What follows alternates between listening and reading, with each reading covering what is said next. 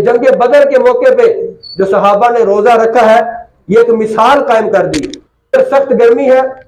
اور سامنے دشمن کھڑا ہوا ہے, چمکتی تلواریں ہیں, جنگ کا موقع ہے اور میدان کار ازار ہے اور رمضان المبارک ہے, اور پھر روزہ پتہ کس چیز کے ساتھ رکھا جا رہا ہے؟ کوئی کھانے کے لیے چیز نہیں ہے, کوئی کھانے کے لیے خوراک نہیں ہے. صحابہ نے جو روزہ رکھا ہے کھجور چوس کے روزہ رکھا ہے, کھجور کھا کے نہیں کہ چلو ایک ایک کھجور ہی دے دی جاتی نہ, بلکہ صرف کھجور تھی, اس کو چوس چوس کے آؤ بھی تم بھی چوس لو, ذائقہ محسوس ہو گیا جی, سحری ہو گئی, قربان جائے. سحری کا ٹائم تھا, چلو اس وقت کھانے کے لیے کوئی چیز نہیں ملی, تو اب افطاری کا ٹائم ہو گیا, سارا دن بھوک برداشت کی ہے, سارا دن پیاس برداشت کی ہے, چلو اب تو کھانے کا انتظام ہوتا. تاریخ پڑھ کے دیکھ لیں محبوب کے غلاموں, جب افطاری کا وقت ہوتا ہے تو اس وقت بھی کھانے کا انتظام نہیں ہے, کھجور چوس کے روزہ افطار کیے جاتے ہیں. اور اگر صحابہ کی سیرت پڑھ کے دیکھیں تو کسی صحابی کے چہرے پہ شکن نہیں ہے, کسی صحابی کے چہرے پہ بل نہیں ہے, کوئی ناراضگی کا اظہار نہیں ہے, کوئی پریشان نہیں ہے. آقا کی بارگاہ میں یہ نہیں کہتے ادھر ہم جنگ بھی لڑیں, قربانیاں بھی دیں اور پھر ادھر روزے بھی رکھیں. آپ اس طرح کریں, اللہ کی بارگاہ میں عرض کریں اتنی گرمی میں تلواریں ہیں, میدان کار ازار ہے,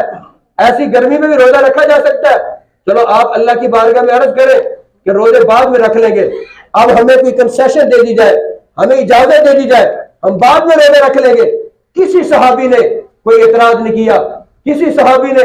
ناراضگی کا اظہار نہیں کیا, کسی صحابی نے کوئی جملہ نہیں کسا, کوئی نہیں کہا, بلکہ جیسے اللہ کا آرڈر آیا روزہ رکھنا ہے, محمد عربی نے پیغام سنایا, صحابہ اللہ اور اللہ کے رسول کے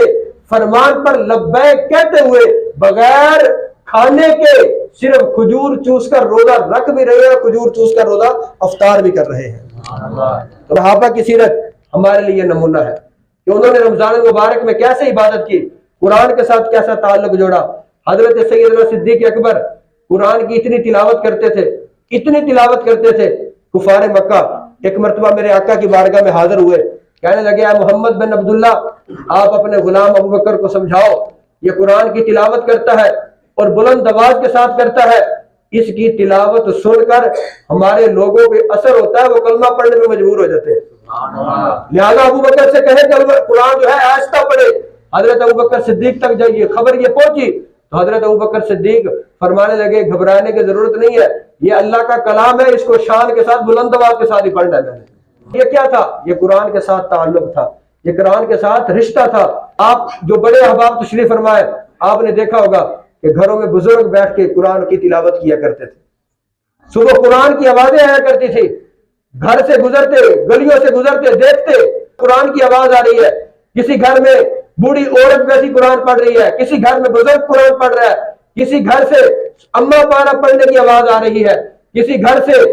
15ویں سپارے پڑھنے کی آواز آ رہی ہے, کسی گھر سے 17ویں پارے کی, کسی گھر سے 20ویں پارے کی پڑھنے کی آواز آ رہی ہے. آج وہ آواز کم ہو گئی, صرف کم نہیں ہوئی بلکہ بند ہی ہو گئی ہے. محبوب کے غلاموں, آئے سیرت پڑھے صحابہ کی, آئے اہل بیت کی سیرت پڑھے, انہوں نے قرآن کے ساتھ رشتہ کیسا قائم کیا ہے.